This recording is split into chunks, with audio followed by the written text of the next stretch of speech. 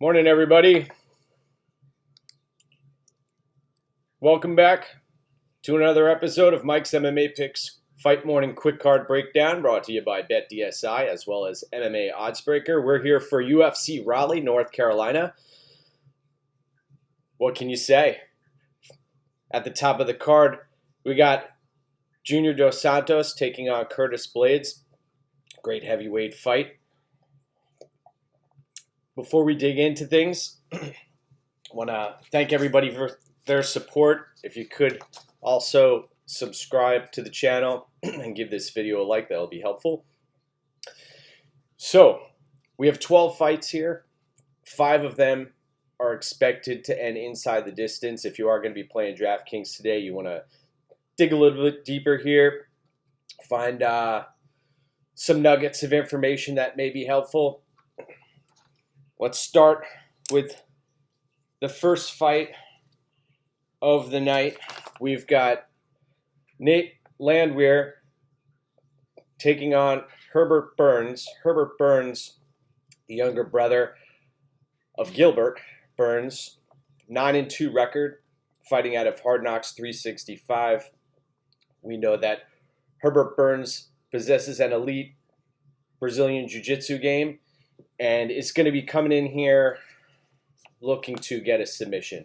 7,900 in DraftKings for Burns, 31 years of age, plus 100 underdog, taking on Nate the Train, who is a bit of a berserker, a marauder, a wild man.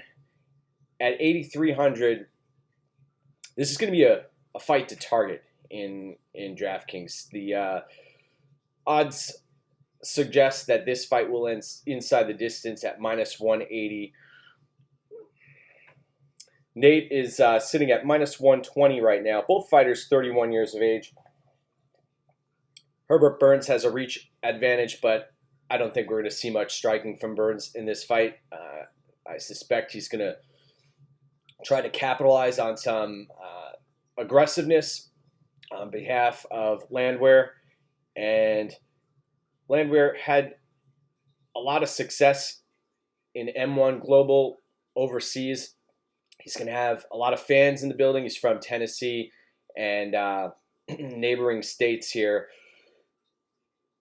A problem I see for Nate is that he's so aggressive that he may play right into Burns' game.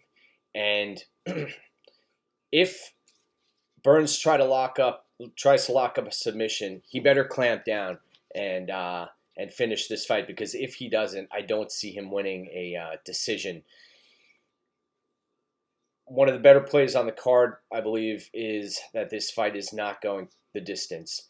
And as far as picking this fight goes, you have to pull back a second and think about unproven talent in the UFC, and are you willing to invest in a spot where potentially we see a fight where it's a toss-up. In this spot, I'm leaning Herbert Burns to get this victory, but you really have to force my hand here, because this fight could go either way. I'm going to pick Herbert Burns to win by submission. Next up, we have in the men's 135-pound division, Tony Gravely taking on Brett Johns. Brett Johns has been out of the game for a couple of years now. We saw him take a pretty, I don't want to say a horrific loss, but he was battered and beaten by Pedro Munoz.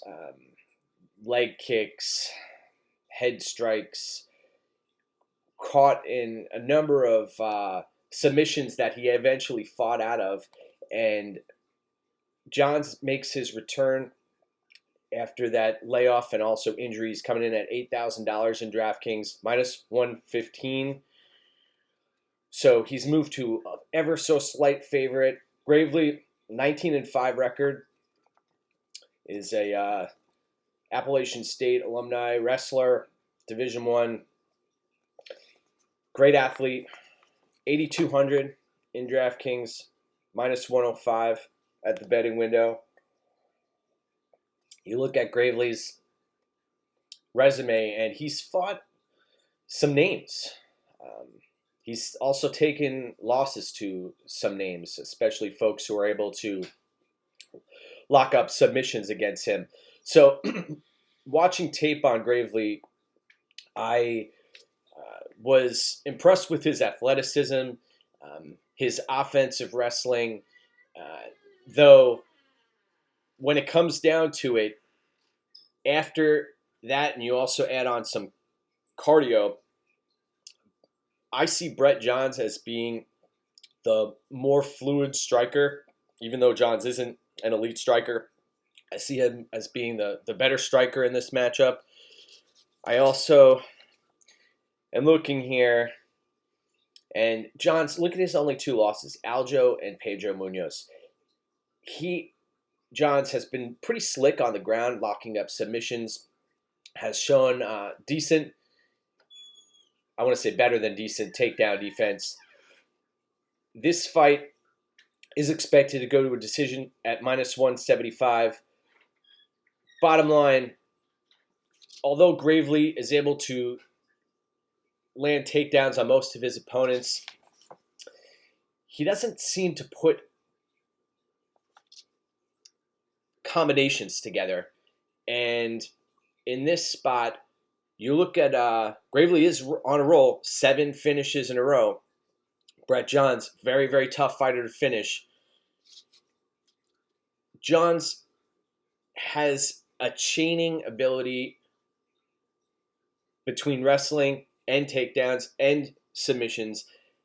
I think the diversity in Johns' game is going to pay dividends here, and I'm going to be picking Brett Johns to win. Next up, we head to the women's 135-pound division. We've got Sarah McMann, a fighter who we've seen lay multiple eggs throughout the years, taking on McMann-Lansberg. Both of these ladies are elder statesmen of the women's 135-pound division. Sarah McMann coming in at 8,400 in DraftKings, minus 150 favorite at the betting window. McMann-Lansberg, 7,800 in DraftKings, plus 130 underdog. This fight is expected to go to a decision at minus 145. McMann-Lansberg has been revitalized recently, taking wins over Tanya Evinger, as well as the recent upset of Macy Chiesa-Dos. McMann, 11-5, comes out very strong early in the first round. If you are playing DraftKings, if she is able to get that finish early, then you'll be in a really good spot. Problem is, we've seen McMann, she's laid those multiple eggs in the past, and it's disturbing to watch, really. Even when she finds herself in an advantageous position, she isn't able to finish. She had Caitlin Vieira in mount and wasn't able to do much with it. Throughout her career, you see things that are head blowers. Like, for instance, in between rounds in one of her fights, she was complaining that she couldn't feel a part of her face, and she was trying to make a connection with her corner and basically just decided that she was going to come out, take a fighter down. I mean, as an Olympic silver medalist, that is something that's up her sleeve. So she does have the wrestling to fall back on. The problem is, I think Landsberg, she does have a better gas tank. She's been winning lately. McMahon's coming back from having her second child. So I'm staying away from this fight as far as any type of wager goes. But if I had to pick a fighter in this spot, I would pick Landsberg. I just think McMann, she went to Team Alpha Male, thought she turned it around. It didn't happen. Got to wonder where her head's at here. They both made weight, but I'm going to run with Landsberg in this fight. Next up, we head to the men's 135-pound division. We have a massive favorite here in Montel-Jackson. I believe he is the rightful favorite at minus 800. Very wide. It's here 9,400 in DraftKings, taking on a Felipe Colares, who comes in as your lowest priced fighter on the card at 6,800, a plus 550 underdog. Felipe Colares is a 25-year-old fighter who is going to be at a significant reach disadvantage, possesses a high-end jiu-jitsu game under the Nogueira brothers. Problem is, you watch his fight against De Freitas when he came into the UFC, put himself in positions where he was in a state to lock up a submission and lost the position, and then ended up in a bad spot, and that is not what you want to see. And I'll be honest, when you go back to the Herbert Burns fight, that is a concern of mine.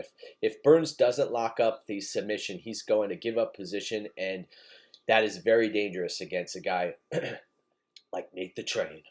So Colares comes in as a huge underdog. Montel-Jackson had a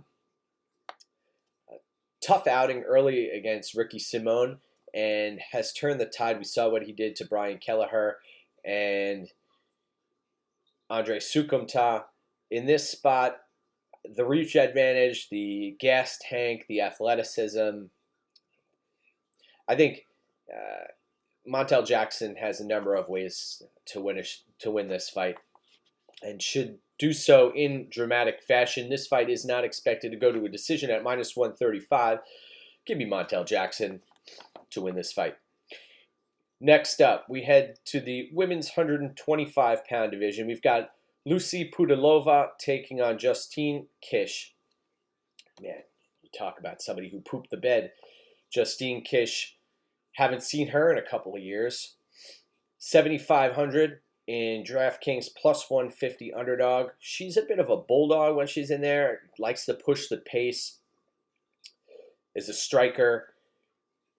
Got outmuscled by Felice Herrig, and we haven't seen much of her since. Cifers-Hill is a fighter. I have three fighters: Sarah McMann, Bevan Lewis, and Cifers-Hill. All three of these fighters have laid huge eggs throughout their UFC careers, and I really try to stay away from fighters who have a tendency to fall short on the biggest stage. You look at Pudilova, she fought at home against Liz Carmouche. Look what happened there. Came out strong against Antonina Shevchenko and got choked unconscious. She's coming off of 3 losses in a row. Pudilova 8,700 in DraftKings, minus 175 favorite. I do favor Pudilova to win this fight. At 25 years of age, she's still evolving. But one thing I want to point out is you look through the weight divisions and try to identify where fighters tend to be inconsistent. And I'm noticing that the women's 125-pound class, as well as 115-pound division, we see a lot of inconsistent performances. And I am not willing to invest heavily in Pudilova here, though I do expect her to win. I am going to pick Pudilova to win this fight. She's going to have a bit of a reach advantage, 2.5-inch reach advantage. I believe she is the better boxer, and I think, well, I know that she's going to push a pace, and at the end of the day, she's going to be landing at a higher rate. So give me Pudilova to win this fight. Next up, we have a fight that was we've got new opponents here. Nick Lentz taking on Arnold Allen. Nick Lentz was originally supposed to face Nad Narimani, and Arnold Allen was supposed to take on a team alpha male fighter in Josh Emmett. Arnold Allen, only 26 years of age, been in the UFC for over 5 years now. 9,200 in DraftKings, very high-priced fighter. We haven't seen many finishes from Arnold Allen, so you have to wonder about that price tag, but he has put up volume in the past. Nick Lentz, a dog, if there ever was one, for he's got a dog mentality, man. This guy, pressure. Fighting out of Hard Knocks 365, 42 professional fights, $7,000 in DraftKings plus 212 underdog, 35 years of age. Lentz dropping from 155 pounds. He struggled, man, in the past. I was at a fight where he fought Islam Makhachev, and the day beforehand on the scale looked horrific. That was at 155 pounds. Was able to make weight. That's one of the reasons I enjoy doing these breakdowns after weigh-ins, is because you get to see what fighters look like on the scale. And Lentz actually looked pretty good on the scale at 145 pounds. That doesn't translate to winning the fight, though. And this fight is expected to go to a decision at minus 260. And if this fight does go to a decision, I have concerns with Arnold Allen's takedown defense. And once he's on the ground, his ability to scramble back up to his feet, he could potentially get nullified in this spot. Lentz likes to try to lock up a guillotine, although he hasn't had many guillotine submission victories. He does shoot for them often, and if Arnold Allen does have any delusions of grandeur as far as going for takedowns in this spot, I advise otherwise. Arnold Allen, though, a winner, 15-1 record. We took advantage of him facing a aging vet in Gilbert Melendez in his last spot. Got that showcase victory. Also looked great against Jordan Rinaldi. Rinaldi was trying to get that takedown. He saw what Mads Burnell was able to do. By the way, Mads Burnell should be back in the UFC. It's a shame that he was cut. We got to get him back. So this fight, I think it's going to come down to quickness and who is evasive. Nick Lentz is going to try to close that distance. I think this is going to play out very similar to the David Timur fight. Arnold Allen should be the much quicker fighter, and I look for him to capitalize and win a volume-based decision. Nick Lentz is going to be working hard. The path to victory is there for Nick Lentz. He's got to get this fight to the ground, and he's got to just bulldog his way to a victory by winning scrambles and draining the younger Arnold Allen and try to frustrate him. But I have to pick Arnold Allen here. I at minus 250 or better, I think he's a good play. But anything over minus 265, I would avoid. Also, you may want to play Arnold Allen by decision, but give me Arnold Allen to win this fight. Next up, we've got a fighter who laid another egg in his past two performances. We've got Bevan Lewis taking on Daquan Townsend. Daquan Townsend, you have to wonder why he's getting this opportunity here. Are they trying to showcase Bevan Lewis? Daquan Townsend failed drug tests, had, I believe, cocaine and fentanyl in his system after his short notice fight last time out where he was finished. Daquan Townsend, 21-9 record. Both of these fighters have 79-inch reaches, so that'll be nullified. 6,900 in DraftKings for Townsend. Originally, I was looking at Townsend and thought, man, this guy has a horrible gas tank. Then I went and watched his fight against Jamal Hill, and he survived versus Hill, and actually was able to land takedowns on Hill, and didn't look that bad. Although everything he does seems to be telegraphed, and that can be dangerous if you're fighting a technical fighter such as Bevin Lewis. Bevin Lewis, Jackson Wink fighter, models his game after John Jones. Bevin Lewis, 9,300 in DraftKings, minus 410 at the betting window. Townsend plus 310 underdog, 6,900 in DraftKings. Townsend, although he has a winning record, he's 33 years of age. This fight isn't expected to go to a decision at minus 145. I got to go with Lewis here just because I see Townsend as, I mean, you're at this level and you're trying to make ends meet in the UFC, and even on short notice, I have serious reservations why he was signed and why he's being offered this opportunity. Again, it just doesn't make sense to me. And I believe we're going to see Bevin Lewis roll here, especially late. I'm going to predict a third round TKO stoppage. We haven't seen Lewis lock up many submissions. I don't believe he has any professional submission victories, but in this spot, Townsend is ripe to be submitted. He spends a lot of time on his back. And Lewis should roll here, minus 410. But I, you know what? I'm not going to be playing him, though, because he has laid multiple eggs and hasn't shined on the brightest stage. He might shine today, though. I'm going to pick him to shine. Next up, men's light heavyweight division. We've got Darko Stosic.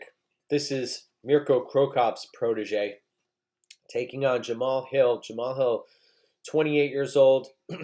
You'd think that Jamal Hill would be the younger fighter here with only a 6-0 record, but no. And Jamal Hill doesn't have a extensive amateur record. Darko Stosic is the younger fighter at 27 years of age, plus 104 underdog, 7,700 in DraftKings, taking on Jamal Hill, 8,500, minus 124 favorite. Jamal Hill, southpaw fighter who does well fighting at range, very fluid, has a decent gas tank, and he honestly looks the part, able to really maintain range well, and can throw some nasty kicks to the body. Has long, he's doesn't seem to gas. He won in his Contender Series effort last time out. This fight isn't expected to go to a decision at minus 120. Stosic, I was impressed with his fight against Kennedy, a Fortis MMA fighter. Although Kennedy, we don't think very highly of. There has to be a reason, though, that they're keeping him at Fortis MMA, unless he's the punching bag over there. But Stosic, if he didn't get deducted 2 points in that fight, that was his fight to win. Lost to Devin Clark, beat Kimball. In this fight, Stosic is like a human bowling ball. Was impressed with his cardio. He's able to push a pace, comes out with a good game plan, was able to try to land those early leg kicks, the calf kicks, and didn't work out for him against Kennedy. I'm interested. This is a very closely matched fight, one I'll also be staying away from a betting perspective. But give me the underdog Stosic to win this fight. I believe he is growing, and I know he's going to be at a big reach disadvantage, so I'm very interested to see how he plans to close the distance here. I believe he is going to land on Hill and be able to have an accumulation of damage. That's one thing I noticed about Hill. He even in the Townsend fight, he was taking some damage in that fight. So give me Stosic to win a hard-fought decision here. Although I like Hill as a prospect. I think that he, although being 28 years of age, looks very calm and relaxed in there, and may have a bright future ahead of him. Next up, women's 115-pound division. We've got Angela Hill coming in on short notice, taking on Hannah Cifers. Hannah Cifers is the local fighter. She is Cifers 10-3, 7,600 in DraftKings, plus 157 underdog. Only a 62-inch reach for Cifers. Cifers isn't a volume striker. She's got a lot of power.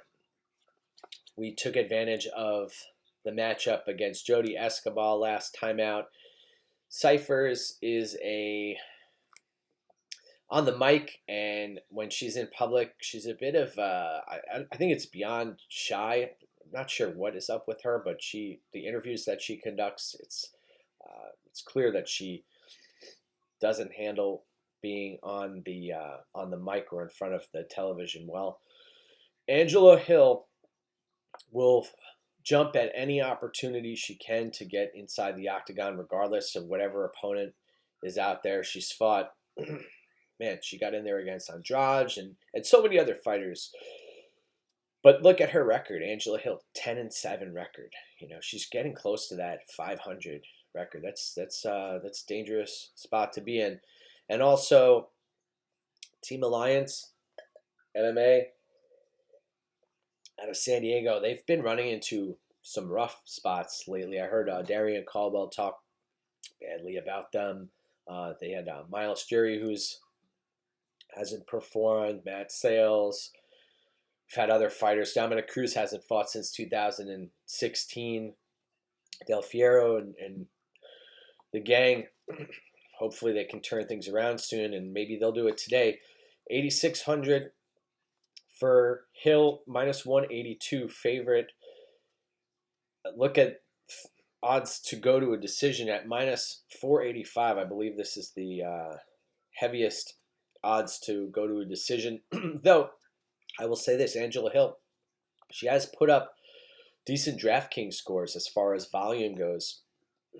She's got to be careful here against Hannah Cifers, who is able to pack a punch. She's one of the few 115-pound women who are able to get knockouts. Angela Hill, though, in my eyes, this is her fight to win. She's got to avoid the power strikes of Cifers. When Cifers does get this fight, or if she's able to get this fight to the ground, she does have a ground game. She isn't very quick on the ground, though. And Angela Hill, I believe, will see some of the takedowns, etc., coming if Cifers tries to attempt those. But I see this as being a stand-up affair. Give me Angela Hill to win this fight via decision. It's a shame, though, because if Cifers was going to face her original opponent, I believe she would have a better shot. Next up, we have a fight that I've been salivating over. We've got Alex Perez taking on Jordan Espinosa. Jordan Espinosa coming in with a 14-6 record, taking on Alex Perez, 22-5. Perez, 9,100 in DraftKings, minus 255 favorite. 7,100 in regards to Espinosa for DraftKings price, and a plus 215 underdog. Jordan Espinosa fighting out of Latrell's MMA, New Mexico. We know that Jordan Espinosa is a very fluid fighter, athletic. I believe he's a state champion wrestler. He has a great overhand right as well as a left hook. Is able to crack opponents and drop them. And he's also been cracked himself in multiple fights. 125 pounds is the right weight class for him. We saw the fight against Eric Shelton. Had to work for that. Matt Schnell subbed him out. It's been before the Matt Schnell loss. He was on a roll. Alex Perez has fought at 135 pounds. I'll be honest. Alex Perez to me looks like he is built for the 135-pound division. He's comfortable up there. Espinosa's going to have a 4-inch reach advantage in this spot that could be significant here. Though it's all up to Alex Perez. Alex Perez is a bull. He will walk opponents down, doesn't possess great head movement, so he may get caught multiple times by Espinosa. What I want to see is when this fight gets out of the first round, because Espinosa typically comes out sharp and will be looking, he may look like he's ahead on the scorecards after the first round. So keep an eye out for that if you're interested in live wagering.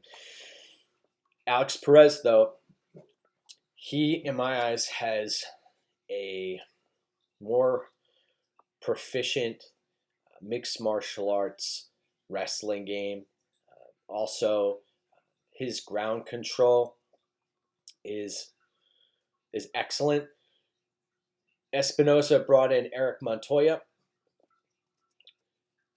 for this camp, and let's see if that pays dividends. My concern for Espinosa is that he tends to fade later in fights, and he can get hurt. I'm not going to act like the Joseph Benavidez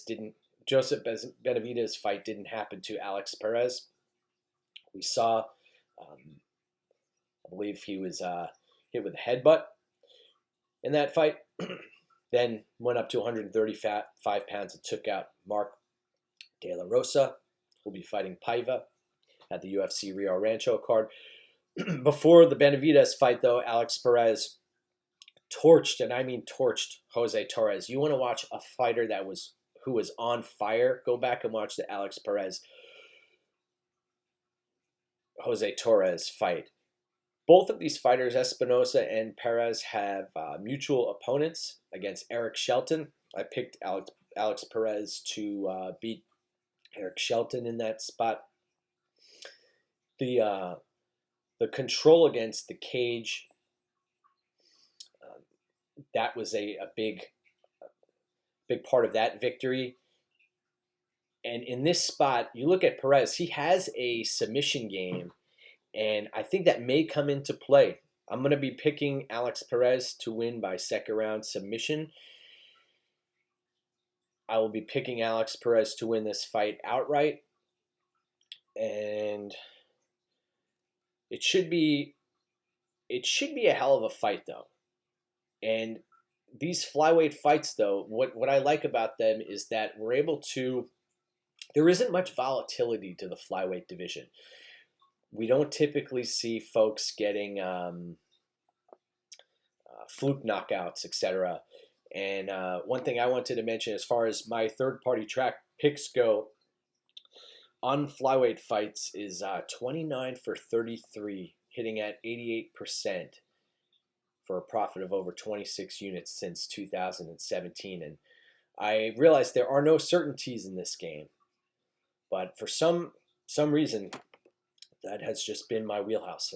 Not sure why, but we'll roll with it here, and I'm going to be picking Alex Perez to win that fight. Next up, we have the co-main event of the evening between Michael Chiesa and Rafael Dos Anjos. Rafael Dos Anjos, I'm looking forward to hearing the Bloodsport soundtrack when he makes his way to the octagon. 8,900 for RDA, minus 241 favorite. Taking on Michael Chiesa, who is 7,300 in DraftKings, plus 206 underdog. This fight is expected to go to a decision at minus 130. Michael Chiesa, Jiu-Jitsu fighter who interesting. These guys throughout the years have a tendency to not check leg kicks, and Rafael Dos Anjos may be looking to land those. Michael Chiesa, here's another fighter who's laid a few eggs throughout the years, especially against Anthony Pettis, who we've seen a huge. Anthony Pettis has fallen off of a cliff. We capitalized on a massive play with Carlos Diego Ferreira last time out. But Michael Chiesa, let's get back to this fight. Michael Chiesa, 15-4 record, has a great grappling game. Totally controlled Diego Sanchez, who will be fighting. Man, talk about getting the heart pumping. Diego Sanchez, UFC Rio Rancho, is going to be facing Michel Pereira. That's going to be an insane fight. The Chiesa-Dos Anjos fight is expected to go to a decision at -130. Dos Anjos is made out of iron, 35 years old. For Dos Anjos, Chiesa is going to have a massive reach advantage, but Chiesa isn't the better striker here. Dos Anjos, great striker, took that loss to Leon Edwards. Leon Edwards, by the way, I can't wait for his fight against Tyrone Woodley. Let's get back to this fight. Rafael Dos Anjos broke Kevin Lee, survived against Kamaru Usman, survived against Colby Covington. He was taken to the woodshed in both of those fights, but somehow this guy continues to come back. He's like the Terminator. The fight against Robbie Lawler, you saw what Dos Anjos was made of. But go back to that Kevin Lee fight. I think that's a accurate representation of what we see in Rafael Dos Anjos. He's got great takedown defense. If the fight does hit the mat, he's got excellent jiu-jitsu. In this fight, 29-12 record for RDA. I see a lot of folks on Chiesa. There will be a time when RDA breaks. Every fighter falls off a cliff at some point in their careers. I'm not willing to bank on that in this spot. Chiesa, I know he's looked better at welterweight. This may be a spot where RDA does falter and show some signs of that wear and tear, but in my eyes, this is RDA's fight to win. I wish this fight was a 5-round fight, because I think the odds would be even wider in favor of Rafael Dos Anjos. Give me RDA to win this fight by decision. Next up, main event of the evening. Let's close this one out in style, folks. We've got Curtis Blaydes taking on Junior Dos Santos. Junior Dos Santos, 21-6 record, 35 years old. Been around the game a long time. Remember those fights against Cain Velasquez? Really, you talk about fights taking a toll on a fighter. Oh my gosh. 7,200 plus 230 underdog. Blaydes has a 3-inch reach advantage in this spot. $9,000 in DraftKings. Curtis Blaydes, one of best DraftKings players out there. Best DraftKings performers out there, I should say. Because when he fights, he's going to be looking to land takedowns. And we haven't seen Junior Dos Santos on his back often, unless he's fighting somebody like Cain Velasquez. But in this spot, Junior Dos Santos, one of his greatest strengths is his footwork. There's a reason he was on that Dancing with the Stars show. He also has great boxing, like when he comes out to the, I believe, Eye of the Tiger matchup, or the Eye of the Tiger song. And he, Junior Dos Santos, this may be his swan song. He's been dealing with a lot of injuries in the past, had to pull out of a fight in Russia a few months ago. And in this spot, this is Curtis Blaydes' fight to win. I really like that Alistair Overeem was in Colorado with Curtis Blaydes. Curtis Blaydes has a chin on him, man, and he is relentless. I've noticed also he fights better when he's pissed off. I wish these fighters would have gotten under each other's skin to bring out the best in Curtis Blaydes, but Junior Dos Santos is just such a nice guy. Hard to do that. This fight is expected to end inside the distance at minus 375. You look at Blaydes' fight against Abdurakhimov. Very impressive there. We made out well in that fight. Same goes for the fight against Justin Willis. In this spot, I see Curtis Blaydes winning this fight by ground and pound late. You know what? I'm not going to say late. I'll say second round ground and pound victory for Curtis Blaydes. Junior Dos Santos, dangerous early. He's got those heavy hands. But give me Curtis Blaydes to win this fight. And at $9,000, he may be one of the highest owned fighters on the card from a DraftKings point of view. I want to thank everybody for supporting the podcast here. Look out for some big things in the future from me at MMA Oddsbreaker. Want to thank BetDSI for their support as well. We've profited on 10 of our last 12 events. We also have a Bellator event tonight. Should be a great evening of fights. You can follow me at MikesMMAPicks on Twitter.